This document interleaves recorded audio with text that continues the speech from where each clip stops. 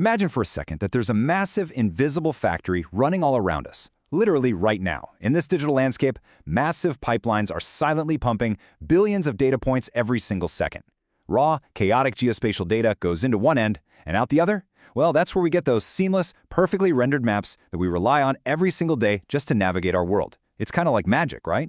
But how exactly does this high-tech transformation actually happen? Welcome to this explainer. Today, we're throwing open the doors to that hidden digital factory. We're going to completely dissect the core mechanics laid out in Chapter 21 of Ch21's textbook, Cartography. We'll be uncovering the exact pipeline, the nuts and bolts that turns abstract spatial data into the actual physical and digital maps you and I use every day. Okay, let's dive into this. Here is the glowing digital roadmap for our factory tour today. We'll start by checking out the workflow blueprint, then look at the raw materials, trace the physical print pipeline, explore modern web architectures, tackle a few display hurdles, and finally, take a peek into the AI future. Let's kick things off with Section 1, the blueprint. Before a map ever reaches your screen, it's got to go through a highly structured assembly line.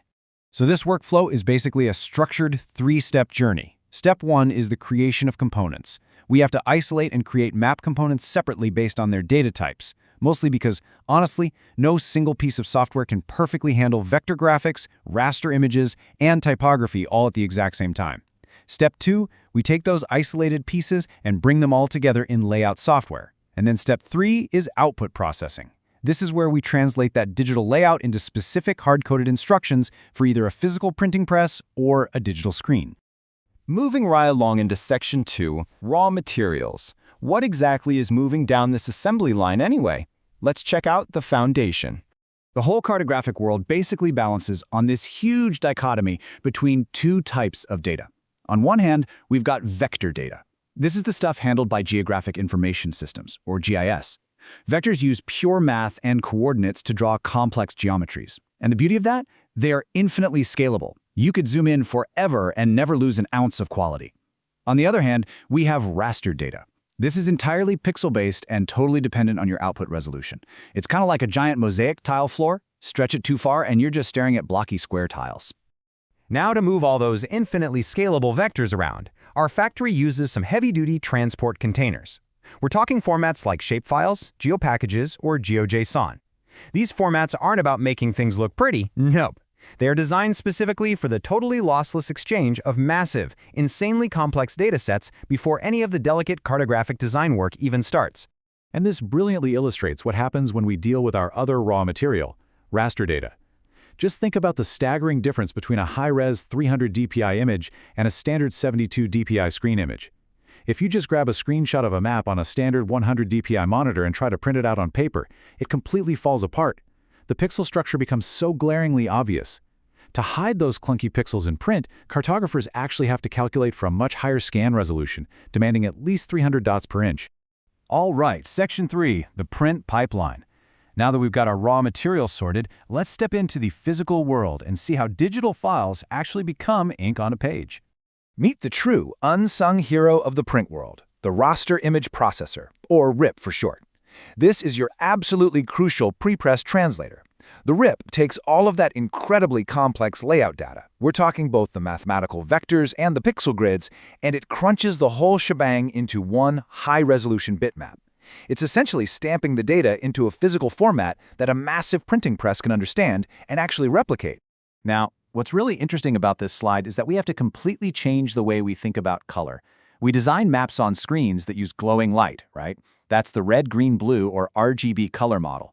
But physical print uses ink, which absorbs light. So the RIP actually has to deconstruct that glowing RGB screen image into the subtractive CMYK model, cyan, magenta, yellow, and key, which is just a fancy term for black. We call this four-color separation, and each of those four colors gets its very own independent printing plate. But separating those colors, it introduces a major physical vulnerability. Enter the moire effect. This is basically the primary villain of print production.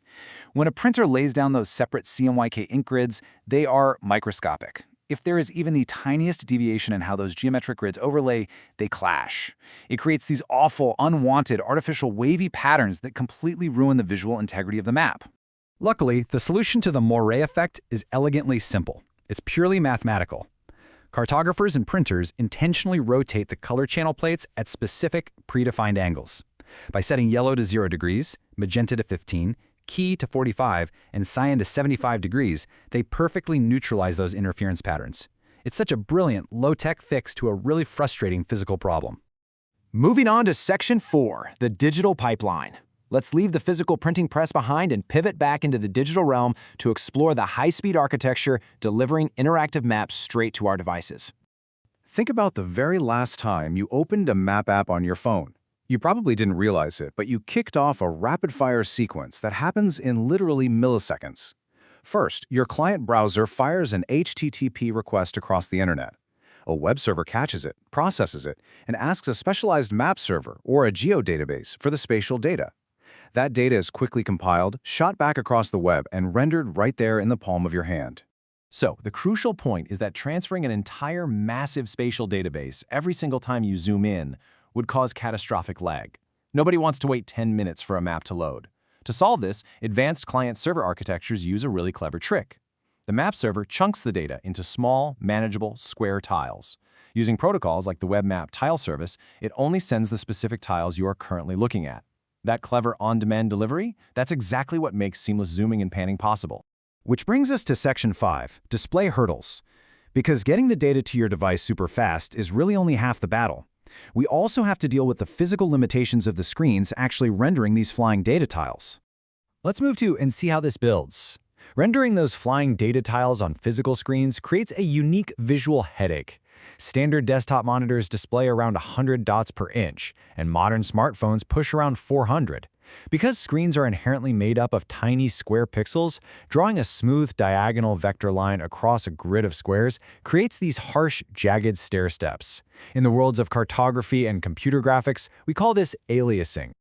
To fix this jagged mess, your device's graphic processing unit, or GPU, kicks in with a software solution called anti-aliasing.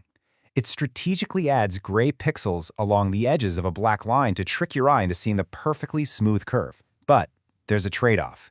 While it smooths out the harsh jaggedness, it physically smears the pixel structure. Cartographers have to be incredibly careful here. If you apply too much anti-aliasing to small text or really fine map boundaries, the contrast totally blurs out, and the map becomes completely unreadable. Finally, Section 6, the AI future. We've seen how maps are built, printed, and digitized. But this whole factory floor, it's about to undergo a massive renovation. In the foreword to this latest edition, Ch21 highlights a fundamental shift. He points directly to the increasing importance of artificial intelligence within the field. Machine learning isn't just some tech buzzword anymore. It is actively finding its way right into the very pipelines we just explored, optimizing everything from data formatting to visual rendering. Which leaves us with a truly fascinating prospect. If an AI prompt can instantly process vectors, handle complex CMYK separations, and perfectly tune anti-aliasing in the blink of an eye, what happens to the cartographer? Will this highly technical pipeline we just walked through soon be fully automated? Are we shifting the human role away from being the assembler and turning them entirely into a curator of digital worlds? It's a thrilling question, for sure, and one that's absolutely going to redefine the future of how we navigate our reality. Thanks for joining me for this explainer.